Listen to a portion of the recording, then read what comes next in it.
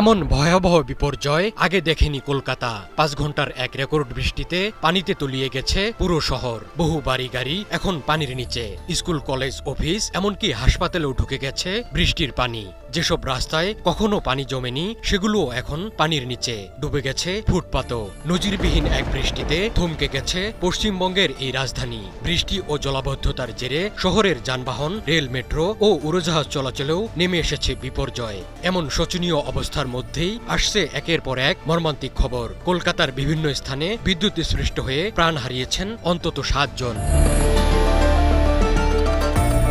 ভারতীয় সংবাদ মাধ্যম এনডিটিভি বলছে, শহরের দক্ষিণ ও পূর্বাংশে বৃষ্টির প্রভাব ছিল সবচেয়ে বেশি। শহরের বিভিন্ন জায়গায় ১৫০ থেকে ৩৩২ মিলিমিটার বৃষ্টি হয়েছে।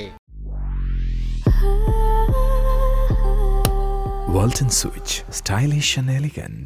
কলকাতা পৌরসভার তথ্য অনুযায়ী গড়িয়া কামদাহারিতে কয়েক ঘন্টায় ৩৩২ মিলিমিটার বৃষ্টি হয়েছে। এরপর রয়েছে যোধপুর পার্কে ২৮৫ মিলিমিটার, কালীঘাটে ২৮০ মিলিমিটার, তপসিয়ায় ২৭৫ মিলিমিটার এবং বালিগঞ্জে ২৬৪ মিলিমিটার। কলকাতার উল্টোডাঙ্গা, কাকুরগাছি, সল্টলেক, বেহালা, বালিগঞ্জ, গড়িয়াহাট, কসবা, যাদবপুর, আলিপুর, ভবানীপুর, সন্তোষপুর, মানিকতলা সহ বহু এলাকা এখন জলমগ্ন। রাজভবনের পাশ থেকে শুরু করে রাইটার্স বিল্ডিং পর্যন্ত পুরো এলাকা পানির নিচে। কলকাতা হাইকোর্টে যাওয়ার রাস্তাও এখন পানির নিচে। শহরের নিম্নাঞ্চলে বহু বসতঘরে পানি ঢুকে গেছে। বেশ কয়েকটি স্কুল আজ ছুটি ঘোষণা করেছে। প্রবল বর্ষণে জলাবদ্ধতায় শহরের যান চলাচল মারাত্মকভাবে ব্যাহত হয়েছে। উপকণ্ঠের রেল ও মেট্রো সেবাতেও দেখা দিয়েছে সমস্যা। জলাবদ্ধতার কারণে কলকাতা বিমানবন্দরগামী যাত্রীরা পড়েছেন বিপাকে। এয়ার ইন্ডিয়া ও ইন্ডিগো ইতিমধ্যেই ভ্রমণ সতর্কতা জারি করেছে। এয়ার ইন্ডিয়া জানিয়েছে, কলকাতা থেকে আসা যাওয়ার ফ্লাইট বিলম্বিত হতে পারে।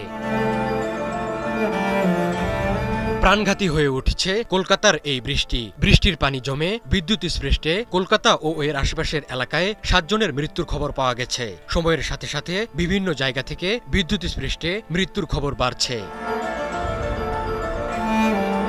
দুর্গাপূজার আগ দিয়ে এমন অতি ভারী বৃষ্টি নিকট অতীতে দেখেনি কলকাতাবাসী। বঙ্গোপসাগরে সৃষ্ট নিম্নচাপের ফলেই এমন বৃষ্টি হচ্ছে।